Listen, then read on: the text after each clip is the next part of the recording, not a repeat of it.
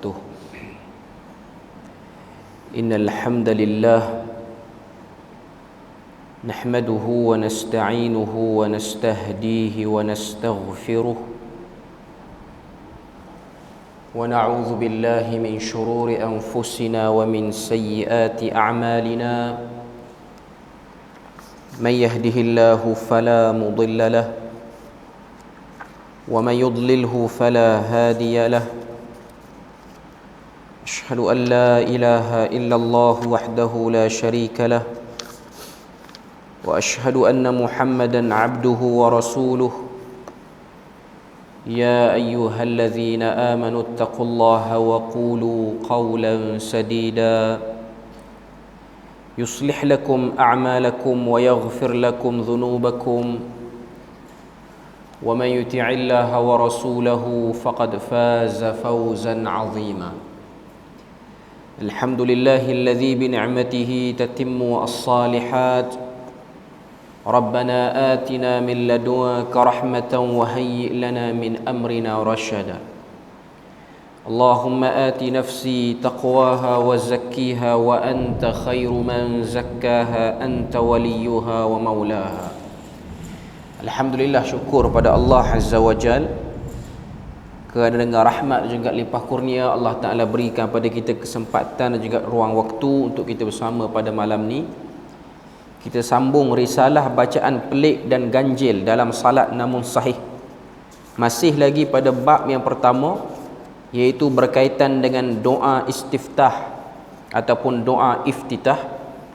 Last kita berhenti ialah doa istiftah yang ketiga. Doa istiftah yang ketiga ni ialah pada muka surat 11. Kita dah baca beberapa huraian daripada doa istiftah yang ketiga ni. Kita berhenti pada poin yang ke-8 muka surat 14. Kita berhenti di situ. Cuma sebelum pada kita masuk sambung poin ke-8 tu, kita tengok balik apakah bunyi bacaan riwayat yang ketiga ni, supaya kita boleh ingat balik apa sebenarnya yang ada pada riwayat yang ketiga ni. Kita tengok dulu muka surat 11. Okay. Jadi hadisnya ialah hadis yang diriwayatkan di sini daripada Imam Muslim an Rasulullah sallallahu alaihi wasallam annahu kana idza qama ila as-salati qala. Apabila Nabi berdiri untuk salat, lalu baginda akan berdoa. Dalam petak yang warna kelabu tu, itu doa dia. Panjang doa dia, muka surat 11 dan 12. Okay. Kita baca dulu. Wajjahtu wajhiya lilladzi fatara as-samawati wal arda hanifa wa ma ana minal musyrikin. Inna salati wa nusuki wa mahyaya wa mamati lillahi rabbil alamin. La syarika lahu wa bidzalika umirtu wa ana awwalul muslimin. Sampai di sini ni kita masih lagi ma'ruf, biasa dengar dan biasa doa amal bacaan ni. Okay.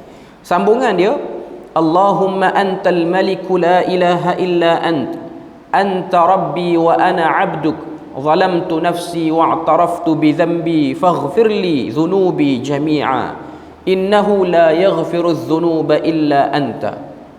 Okay. Sampai sini ianya lebih kepada pengagungan kepada Tuhan, pengakuan diri sebagai hamba. Nabi baca Allahumma antal malik la ilaha illa anta. Ya Allah, engkaulah raja sekalian sesuatu. Maknanya raja yang maha raja. La ilaha illa anta. Tiada Tuhan yang berhak disembah melainkan engkau. Anta rabbi, engkaulah Tuhanku, wa ana abduk, dan akulah hambamu. Zalamtu nafsi, aku telah menzalimi diriku. Wa'taraftu bi dhanbi, dan aku iktiraf aku ni ada dosa. Itu ialah penjelasan ataupun meletakkan diri pada makam kehambaan. Faghfir li dhunubi jami'a, minta pada Tuhan ampunilah dosaku keseluruhannya. Innahu la yaghfiru dhunuba illa anta, kerana tiada yang boleh mengampunkan dosa melainkan engkau. Kemudian sambung lagi doa tu, wahdini li ahsanil akhlaqi, berikanlah kepadaku hidayah untuk sentiasa berakhlak dengan akhlak yang baik. La yahdi li ahsaniha illa anta, tiada yang boleh bagi hidayah untuk jadi elok akhlakku ini melainkan kamu. Wasrif anni sayyi'aha, jauhkanlah diriku daripada akhlak buruk. Sambungan muka surat 12, la yasrifu anni sayyi'aha, jangan engkau jadikan aku itu pergi kepada akhlak-akhlak yang buruk. Illa anta, maknanya tiada yang boleh buat melainkan engkau. Okay. Kemudian dia ada 4 bahagian untuk doa ni. Labbaika wa sa'daika wal khairu kulluh fi yadaika wasyarru laysa ilaika. Labbaika wa sa'daika, maksudnya aku kekal mentaatimu, wa sa'daika, dan aku akan sentiasa bersama dengan agamamu, kekal aku atas ajaran itu. Wal khairu kulluhu fi yadaika, kebaikan itu semuanya berada di tanganmu. Wasyarru laysa ilaika, dan keburukan itu bukan datang daripada kamu. Tabarakta wa ta'alaita, tabarakta wa ta'alaita, maksudnya dia terjemah situ, maha suci engkau dan maha tinggi engkau. Astaghfiruka wa atubu ilaik, aku mohon ampun kepadamu, aku beristighfar kepadamu, dan aku bertaubat kepadamu. Okay. Untuk riwayat yang ketiga ni, dia banyak lebih minta kepada pengampunan dosa. Maknanya Nabi fokus pada yang tu. Dia macam sama lebih kurang dengan doa istiftah yang pertama yang dah kita lalui sebelum ni, pun banyak minta ampun dosa. Allahumma ba'id baini wa baina khataayaya kama ba'adta bainal masyriqi wal maghrib. Allahumma naqqini minal khataaya kama yunaqqa ath-thawbul abyadu minad danas. Allahumma ghsil khataayaya bil ma'i wal thalji wal barad. Itu riwayat doa istiftah yang pertama yang ada pada muka surat yang keempat dalam buku ni. Okay. Jadi kalau kita buat perbandingan, riwayat pertama dengan riwayat yang ketiga, dia lebih kurang apa yang diminta. Tapi riwayat ketiga ni dia lagi detail.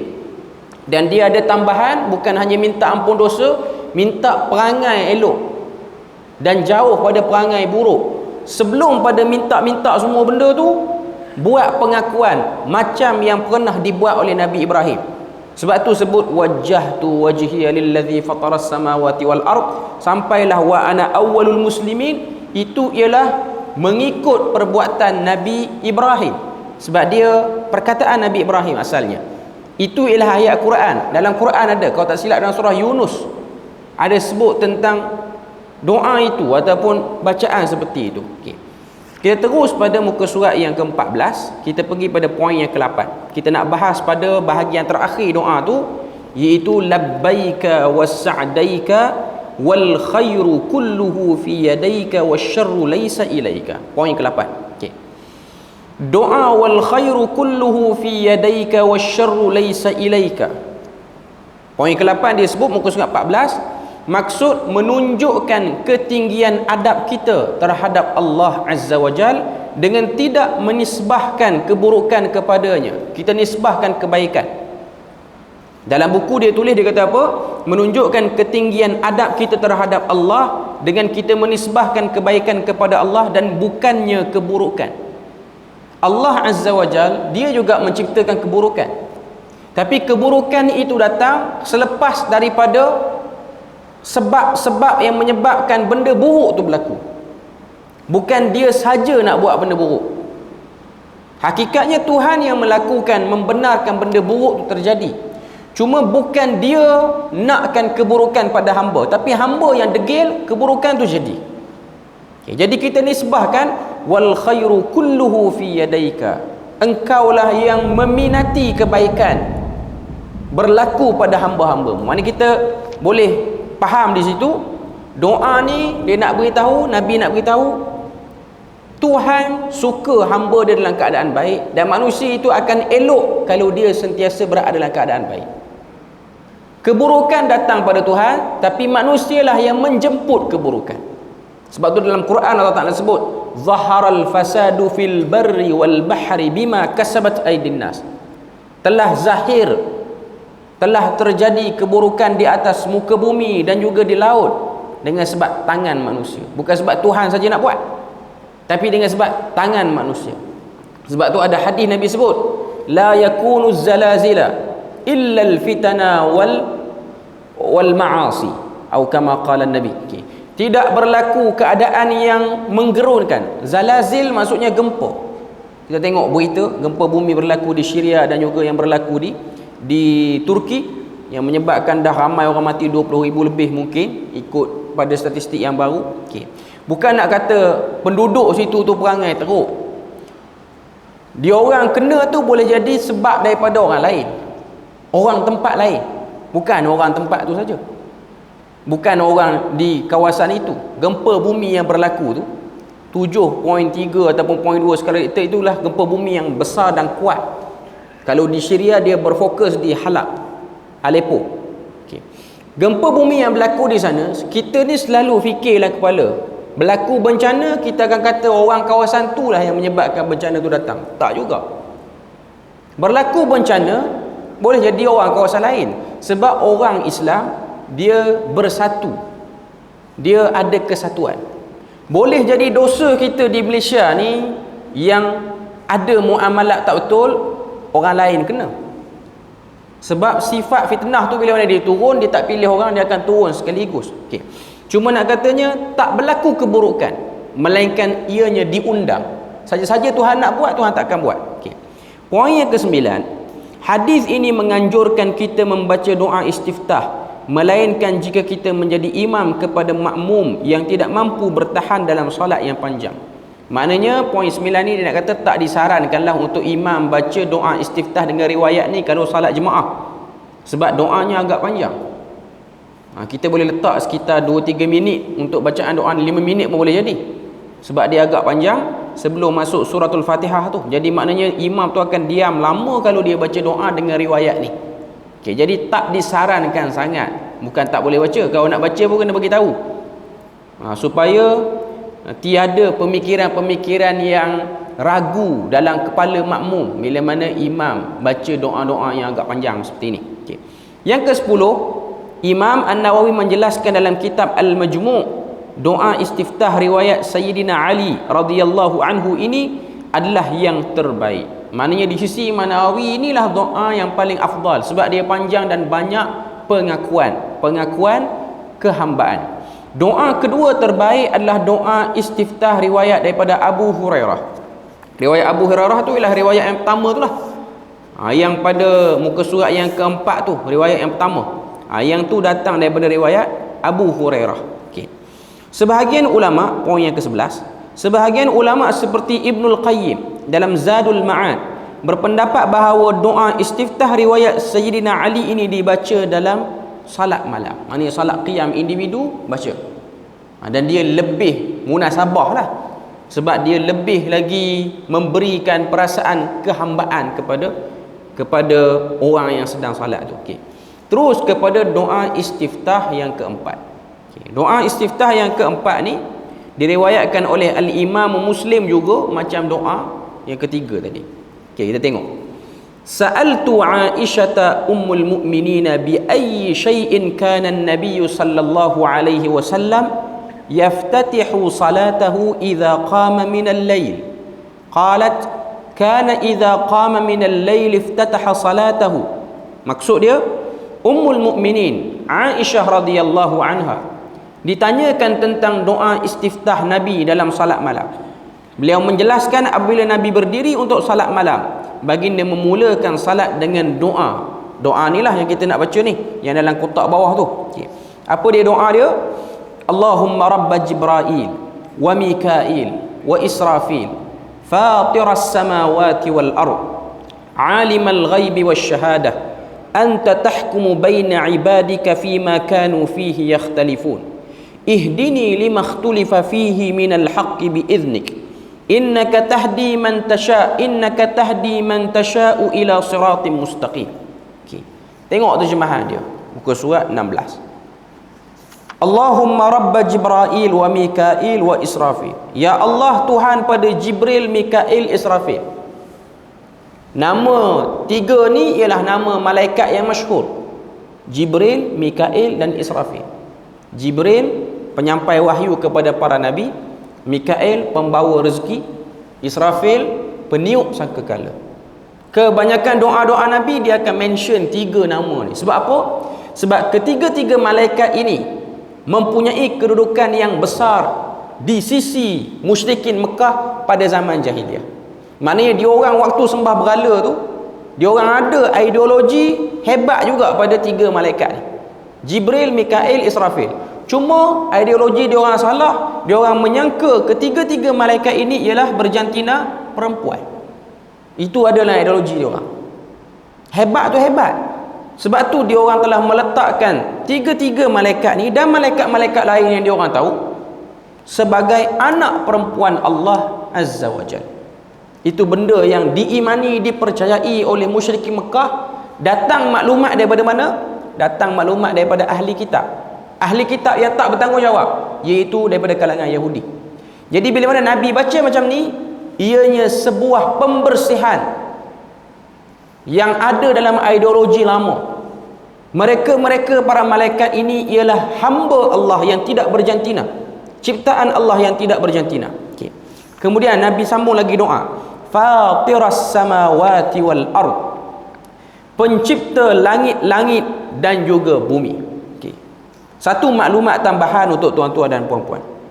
Perkataan Fatira bukan perkataan yang ma'ruf ataupun perkataan yang biasa digunakan oleh orang Mekah pada waktu itu. Bila mana Nabi sebut Fatiras samawati wal ard, terkejut orang Mekah. Sebab apa?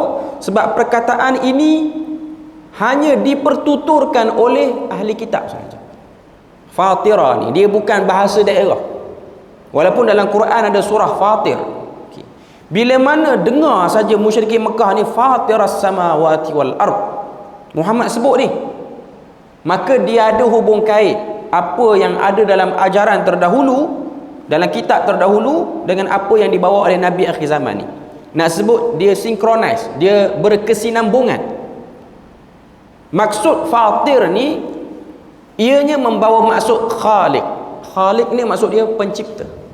Fatir pun pencipta. Dua-dua isim fa'il kalau orang belajar bahasa Arab. Okay. Cuma perkataan Fatir ni tidak fasih bagi orang Mekah. Sebab tu kalau kita tengok ada beberapa perkataan dalam Al-Quran, dia bukan perkataan yang selalu digunakan oleh masyarakat Arab jahiliah, khususnya orang Mekah. Sebab Quran ni dia punya sasaran utama ialah Quraisy Mekah. Tapi dia bukan eksklusif bagi Quraisy. Cuma bila mana Tuhan nak beri gambaran, Tuhan akan beri gambaran tentang kebiasaan kehidupan orang-orang Mekah. Sebab tu kalau kita tengok ada ayat Quran yang perkataan dia asing bagi orang Mekah. Contoh, wal-laili idza as'as. Perkataan as'as ialah perkataan yang asing, jarang bagi orang-orang musyrikin. Sebab tu ada riwayat sahabat tanya, ma ma'nal as'as? Apa maksud as'as? As'as maksudnya zalam yahjub, kegelapan yang mula menyelubungi hari itu. As'as ni maksudnya dan demi waktu malam yang gelap. Itu ya maksud dia. Dalam bahasa Arab gelap, zalam, zulm, maksud dia gelap. Okey. Cuma nak katanya Quran itu kadang-kadang dia bawa perkataan-perkataan asing. Tujuan dia apa? Nak tunjuk bahawasanya itulah mukjizat. Nabi Muhammad tak pernah keluar pada Mekah, tapi tiba-tiba dia boleh bawa perkataan yang bukan orang Mekah selalu duk guna. Inilah mukjizat. Sebab Nabi boleh datangkan benda tu. Nabi boleh datangkan benda tu. Sebab tu mukjizat yang berlaku pada Nabi, selain daripada mukjizat hissi, boleh tengok dengan panca indera, antaranya ialah mukjizat maknawi ni ialah Quran. Ada banyak lagi lah contoh-contoh yang saya tak sempat nak bawa. Cuma biasanya orang akan fokus pada mukjizat hissi yang boleh tengok dengan mata kepala. Contoh yang terkenal ialah peristiwa terbelahnya bulan. Mukjizat tu terkenal. Mukjizat tu disaksikan oleh musyrikin Mekah. Bila mana dicabar oleh musyrikin Mekah untuk Nabi belah bulan, Nabi diarahkan oleh Jibril untuk menggerakkan jari Nabi, jari telunjuk Nabi daripada atas ke bawah waktu tu bulan purnama. Lalu bulan itu terbelah, satu di sebelah timur, satu di sebelah barat. Lalu orang menyangka itu hanya sihir mata. Mata kita yang duduk kawasan tu je yang kata nampak terbelah. Allah Ta'ala nak kuatkan lagi. Itu mukjizat. Apa jadi? Tak lama lepas pada tu ada satu rombongan raja luar pada Mekah. Raja daripada mana? Raja daripada Malabar. Tuan-tuan tahu Malabar? Tuan-tuan pergi Kangak, kedai roti canai Malibari, kedai yang turut. Okey. Malabar ini ialah komuniti India yang paling awal memeluk Islam. Nabi hidup lagi, dia orang dah peluk Islam. Di Malaysia ni memang ada komuniti Malabar. Dia orang tak bercakap dengan bahasa Tamil, dia orang bercakap dengan Malayam. Itu bahasa dia orang. Itu komuniti Malabar. Raja Malabar, macam mana dia boleh masuk Islam? Dia tertengok malam peristiwa bulan terbelah tu di negara dia. Dia tengok, kenapa bulan pelik pada malam ni? Tu jauh tu, bukan benua Arab tu, di benua India. Walaupun kalau dia tengok Malabar ni, dia dah dekat dengan tanah Arab. Dia dah dekat dengan tanah Arab lah. Dia India yang ujung-ujung. India bahagian selatan ke utara saya tak pasti, tapi dia dekat dengan Uttar Pradesh. Uttar Pradesh ni orang mana? Uttar Pradesh ni Tokek Maidin Muhammad tu lah. Tu kampung dia dulu, Uttar Pradesh. Okay. Tapi nak katanya Malabar duduk situ. Malabar ni dia ada kesultanan, ada raja dia sendiri. Dia pergi sebab dia dapat tafsiran daripada orang-orang cerdik pandai di tempat dia. Dia kata yang berlaku ini ialah petunjuk kepada the last avatar yang akan keluar dalam agama Hindu. Ni bukan avatar cerita movie tu, yang muka biru tu. Okay. Dalam agama Hindu dia ada konsep nama dia avatar. Avatar ni dia macam penyelamat kepada bumi. Penyelamat bumi. Bila mana agama tu dah bercampur baur, maka datang avatar macam rasul lah. Okay. Dan diorang masih lagi menunggu avatar yang terakhir yang dinamakan dengan Kalki avatar. Ini adalah manuskrip Hindu. Ada sebahagian orang Hindu percaya Kalki avatar ni tak keluar lagi. Tapi kalau tuan-tuan baca, kalau tuan-tuan boleh carilah, Dr. Zakir Naik ada terang panjang tentang isu ni. Cerita Kalki avatar tu mirip dengan sirah Nabi. Beranak di lembah yang dalam di Mekah. Dia punya, orang kata apa, mak dia bernama Sumati. Sumati dalam bahasa Hindi, dalam bahasa Sanskrit, maksud dia yang jujur. Bahasa Arab Aminah. Aminah. Sumati tu ialah bahasa Sanskrit. Lepas pada tu Kalki avatar dalam Hindu ni dilahirkan daripada pasangan suami isteri, yang mana suami dia bernama Vishnu Yash. Vishnu Yash maksud dia hamba Tuhan, bahasa Arab Abdullah. Isteri dia Sumati. Sumati dalam bahasa Melayu maksud dia perempuan yang jujur amanah, bahasa Arab Aminah, perempuan. Dia lebih kurang ada orang cuba buktikan benda tu. Wallahu alam. Cuma nak katanya dia dapat tafsiran tu, dia pun pergi. Sebab orang-orang kawasan dia kata dia tak akan keluar di benua India, dia keluar tempat lain. Dia pergi, dia jumpa Nabi, dia masuk Islam. Dan dia telah hadiahkan Nabi rempah ratus daripada India. Salah satunya yang terkenal ialah zanjabil, halia. Halia India bagi kat Nabi. Perjalanan balik, dia sakit, sampai di Malabar, dia mati. Dan penduduk Malabar mulai menganut agama Islam. Sebab tu kalau nak tengok orang asing yang tertua memeluk Islam selepas orang Arab ialah orang-orang Malabar ataupun Malibar. Kadang-kadang sebut dengan Malibari, kadang-kadang sebut Malabar. Okey. Cuma nak sebutnya ialah sini, ianya benda yang pelik, mukjizat pelik menyebabkan ada non-Muslim yang pada waktu tu masuk Islam terkesan. Satu lagi ialah mukjizat berbentuk kajian perkataan ni, fatir. Jadi bila mana Nabi sebut fatir, orang-orang ahli kitab yang cerdik di kalangan Yahudi dia terkejut. Tak akan diketahui perkataan ni melainkan orang tu betul pesuruh Tuhan. Bila mana Nabi sebut fatira, betul lah dia Nabi akhir zaman. Dia tak pernah keluar pada Mekah, tak pernah belajar luar negara pun. Kalau orang belajar luar negara, boleh jadilah dia tahu perkataan banyak sikit pada orang lain. Tapi dia tak pernah keluar, tapi dia dapat. Okay. Cuma kedegilan yang menghalang tak menyebabkan boleh ikut juga wahyu. Okay. Cuma saya nak sebut perkataan fatir tu ialah perkataan yang asing. Alimal ghaibi wasyahadah. Alimal ghaibi wasyahadah, terjemahan dia sebut situ, yang mengetahui perkara gaib dan juga jelas. Anta tahkumu baina ibadika fima kanu fihi yakhtalifun. Engkaulah yang membuat keputusan antara hamba-hambamu terhadap apa yang mereka perselisihkan. Okey. Yang ni dia agak penting sikit. Bila mana dalam doa istiftah ni Nabi sebut anta tahkumu baina ibadika fima kanu fihi yakhtalifun. Engkaulah Tuhan yang meletakkan keputusan di antara hamba-hambamu pada apa yang mereka perselisihkan. Okay. Daripada potongan doa ni isyarat nak beritahu pada kita manusia akan sentiasa berselisih. Antara sebab penciptaan kita juga ialah perselisihan. Tuhan nak tengok kita urus perselisihan. Sebab tu kalau kita tengok dalam surah Hud ni antara surah yang Nabi suka baca. Surah Hud ni agak panjang, 123 ayat. Duduk pada juzuk yang ke-11, makan sikit juzuk 12. Okey.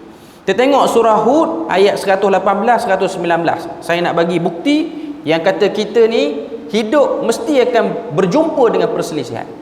Ayat 118 Tuhan kata, walau syaa rabbuka laja'alan nasa ummatan wahidah. Kalau Tuhan kehendaki, dia akan jadikan manusia satu pattern, satu agama, satu bangsa, satu negara, satu cara bercakap. Tuhan boleh buat macam tu. Wala yazaluna mukhtalifin. Tapi kamu semua berselisih. Beza bangsa, beza percakapan, beza agama, beza macam-macam. Illa marrahima rabbuk. Ayat 119 surah Hud, Tuhan kata, kecuali orang yang kami rahmati, dia akan pandai menyesuaikan diri dalam perselisihan. Kemudian Tuhan pun letak kata muktamad, walidzalika khalaqahu. Oleh yang demikian kami cipta kamu. Sebab tu kalau kita hidup mengimpikan tiada perbalahan, mustahil. Dia mustahil. Kita semuanya akan berselisih. Cuma berselisih cara perangai teruk dengan berselisih cara perangai elok. Itu aja beza. Semua akan berselisih. Semua akan berselisih. Cara nak urus perselisihan, walaupun duduk semeja bincang tak nak bagi berselisih, lepas pada tu mesti berselisih juga, macam mana pun. Itu benda yang tuan-tuan kena tahu. Fakta yang tuan-tuan kena sedar di dunia ni. Buat mesyuarat, buat temu murni, nak bagi buang benda-benda yang galak dalam hati ni. Tapi manusia dia akan pilih apa yang dia nak, dan dia kadang-kadang tak akan sama dengan orang lain. Sebab tu esok tuan-tuan tahu kan, di Perlis ni akan ada dialog tentang satu isu. Isu ni dah lama dah. Dia kesinambungan daripada dialog yang pertama yang dianjurkan oleh Kuib berkenaan dengan tarekat Naqsyabandi Haqqani tu. Yang kedua ni esok ni di Dewan SUK tu dia akan dialog tentang Wahhabiyah. Benda ni tak selesai tuan-tuan. Tuan-tuan jangan ingat lepas pada ni dia orang tak katalah kot kat kita, ataupun kita pun tak ada sangka buruk. No, tak selesai. Tapi ada satu coretan sejarah menunjukkan benda ni pernah dibincang pada laras yang terbaik. Tu je.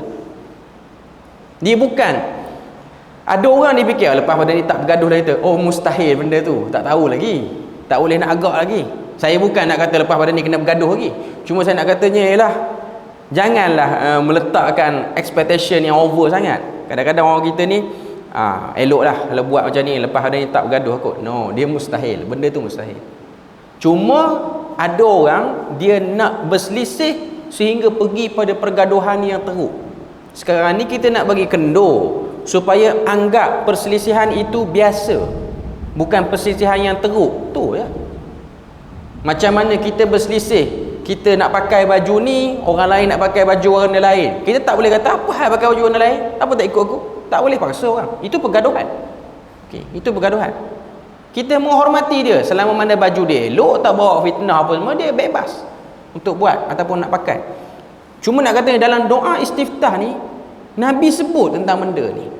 Nabi doa pada Allah Ta'ala, engkaulah Tuhan yang menguruskan perselisihan hamba-hambamu. Ihdini lima ikhtulifa fihi minal haqqi biiznik. Oh, penting doa ni. Dalam doa ni Nabi kata, tunjukkan kami, tunjukkan aku terhadap perselisihan yang berlaku itu yang paling dekat dengan kebenaran dengan izinmu. Innaka tahdi man tasha'u ila siratim mustaqim. Sesungguhnya engkaulah Tuhan yang memberi hidayah siapa-siapa yang kamu nak ke jalan yang benar. Dikatakan dalam sebahagian sabab wurud hadis ini, kenapa Nabi doa macam ni? Kenapa Nabi doa macam ni? Nabi doa pada waktu malam pula tu. Dikatakan sebahagian riwayat tak sebut benda ni. Okey, tapi ada saya jumpa Nabi berdoa macam ni lepas Nabi berdoa di satu masjid di Mekah, nama dia Masjid Al-Ijabah. Masjid tu dah tak ada dah dengan sebab pembesaran Masjidil Haram ni, masjid tu dah tak ada dah. Sebab dia duduk kawasan Bukit Ajiat ni, kawasan-kawasan yang dah dikosongkan tu. Kawasan dulu orang Melayu yang hijrah sana dan duduk sana, duduk situ. Sekarang dah tak ada dah perkampungan tu.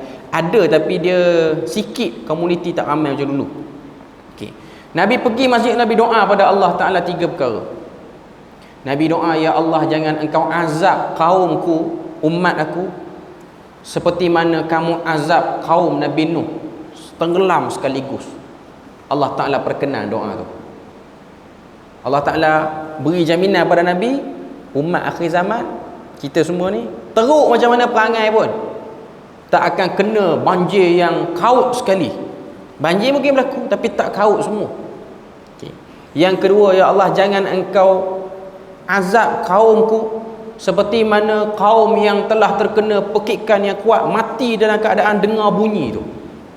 Kaum Samud, kaum Nabi Saleh, kena pekikan seminggu, 8 hari 7 malam kena mati, dan ditiup angin, mati bergelimpangan macam pohon kurma yang dikenakan taufan padanya. Okay. Allah Ta'ala makbulkan. Doa yang ketiga, ya Allah, angkat perselisihan kaum. Yang ni tak terima, yang ni Tuhan tak makbulkan. Lepas daripada tu Nabi ni berdoa pada Allah Azza wa Jalla, ya Allah, ni doa ni lah, doa istiftah ni, anta tahkumu baina ibadaka fima kanu fihi yakhtalifun. Engkaulah Tuhan yang menguruskan perselisihan, jadikanlah kami dalam berselisih pergi ke arah kebenaran. Engkaulah yang beri hidayah kepada mana-mana orang yang engkau nak, dan hidayah itu menuju ke jalan yang benar. Besar doa ni, tambah zaman akhir zaman sekarang ni, macam sekarang ni banyak isu orang nak bergaduh ni, mustahak untuk baca doa ni. Minta supaya kita ni tak terpengaruh sangat dengan pergaduhan yang bersifat panas dan polemik ni. Tapi tuan-tuan kena tahu, ada pergaduhan, ada benda-benda perselisihan ni kita kena involve, kita kena masuk campur bila mana dia mencalarkan wajah agama. Ada orang yang calar wajah agama tak masuk campur, yang calar duit ringgit dia baru dia masuk campur. Yang tu tak ada kepentingan pun.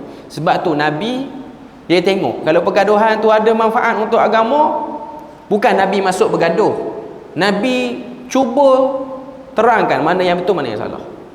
Ada keadaan Nabi agak sedikit tegas, ada keadaan Nabi berlembut. Okay. Kita tengok keterangan dia, muka surat 16.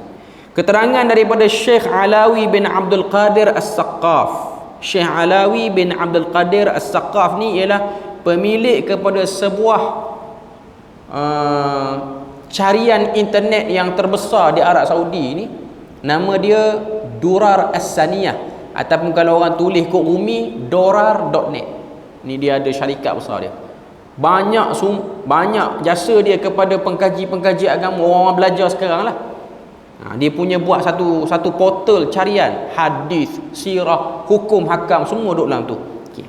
Dan dia ni keturunan Nabi. Okay. Nama-nama malaikat disebut semuanya malaikat yang mempunyai kedudukan yang besar. Jibril pembawa wahyu, Mikail penjaga hujan, tumbuhan dan rezeki, manakala Israfil peniup sangkakala. Yang kedua, kita memohon kepada Allah agar meneguhkan pendirian dan memberikan kita hidayah ke arah jalan yang lurus. Yang ketiga, doa ini menunjukkan kemuncak merendahkan diri, kamalit tazallul, maksudnya betul-betul hina diri kepada Allah Azza wa Jalla. Okay. Kemudian kita masuk doa yang kelima. Kita nak baca cepat sikit lah. Kalau kita baca cepat, kita boleh pindah kitab lain pula. Okay. Doa istiftah yang kelima. Doa istiftah yang kelima diriwayatkan oleh Al-Imam Al-Bukhari. Kana Nabi sallallahu alaihi wasallam idza tahajjada min al-lail qala. Maksud dia, apabila Nabi memulakan salat tahajud, qiyam, baginda akan membaca doa, Allahumma lakal hamdu anta nurus samawati wal ard, walakal hamdu anta qayyimus samawati wal ard, walakal hamdu anta malikus samawati wal ard wa man fihin, antal haqq wa wa'dukal haqq wa liqa'uka haqqun wal jannatu haqqun wan naru haqqun wan nabiyyuna haqqun was sa'atu haqqun. Allahumma laka aslamtu wa bika amantu wa 'alaika tawakkaltu wa ilaika anabtu wa bika khasamtu wa ilaika hakamtu faghfirli, muka surat 18, faghfirli ma qaddamtu wa ma akhartu wa ma asrartu wa ma a'lantu anta ilahi la ilaha illa anta. Yang ni pun agak pelik betul lah, sebab kita jarang amal yang ni. Sebab dia, orang kata apa, dia punya lafaz tu berbelik jugalah lidah kita nak hafal tu, kita nak bagi biasa tu lah. Okay. Satu saya nak tambah berkenaan dengan doa istiftah ni, okay, dan juga apa-apa saja bacaan dalam salat. Okay. Apa-apa bacaan dalam salat yang bukan ayat Al-Quran tidak tertakluk dengan hukum tajwid ketika membacanya. Ini tuan-tuan kena tahu. Sebab ramai orang tanya saya, dengar orang baca doa istiftah, dia kalut. Kenapa tak dengung situ doa istiftah? Tak perlu. Yang kena jaga tajwid ni bacaan Quran. Sebab itu arahan pada Allah Ta'ala. Allah Ta'ala sebut warattalnahu tartila, warattil Qur'ana tartila. Dua tempat, dua kali sebut. Surah Furqan dengan satu tempat lagi warattil Qur'an tartila. Okay. Bila mana bacaan-bacaan lain, doa istiftah, doa-doa ataupun tasyahud apa-apa semua ni, semua tasbih-tasbih apa semua ni tidak tertakluk dengan hukum tajwid. Termasuk juga azan. Azan pun sama. Maknanya seorang muazzin, dia tak tertakluk kepada hukum tajwid. Tak tertakluk kepada hukum tajwid. Yang penting sebutan dia betul. Kesilapan yang dia lakukan tu, contoh tak dengung, tak apa tu, tak dikira. Sebutan dia betul dan dia tak tukar baris. Sebab tukar baris boleh tukar makna. Itu saja. Sebab ada orang ni, bukan orang yang duk buat, yang duk kempen benda ni, inilah ustaz-ustaz jugalah. Okey. Ustaz-ustaz. Okey. Cuma janganlah bagi bacaan tu nampak terlalu pelik sangat bunyinya. Bagilah lidah kita tu lembut dan jinak sikit sebut huruf-huruf hijaiyah ni. Sebab kadang-kadang kita ni terpengaruh dengan bahasa daerah, menyebabkan kadang-kadang kita tak boleh sebut perkataan Arab tu dengan baik. Okey. Nak baca doa-doa istiftah ke apa, bacalah dengan bacaan yang elok dan sedap didengar. Tapi kalau tak kena hukum tajwid tak apa, tak payah bimbang, salat tu sah lagi. Yang masalahnya ialah bacaan suratul Fatihah, yang tu kena tahsin elok-elok, supaya kita tidak melakukan kesalahan. Sebab baca je Quran tertakluk tu hukum tajwid, riwayat apa pun tak kisah. Okay. Cuma para ulama meringankan, kalau orang baca suratul Fatihah dalam salat, nanti kita akan tengok bab yang kedua, dia baca dengan tajwid yang silap, iaitu silap dia tu ialah lahnul khafi, kesilapan yang kecil, bukan lahnu jali. Lahnu jali ni tukar baris, tukar huruf, yang tu lahan jali dia tu, dia an'amtu, silap yang tu tak sah lah salat dia, termasuk dalam benda-benda yang boleh membatalkan salat. Tapi kalau dia tak tepat bunyi huruf ain dia, tak betul-betul dekat dengan wasatil halq, tengah halqum, boleh kira lagi lah, boleh kira lagi.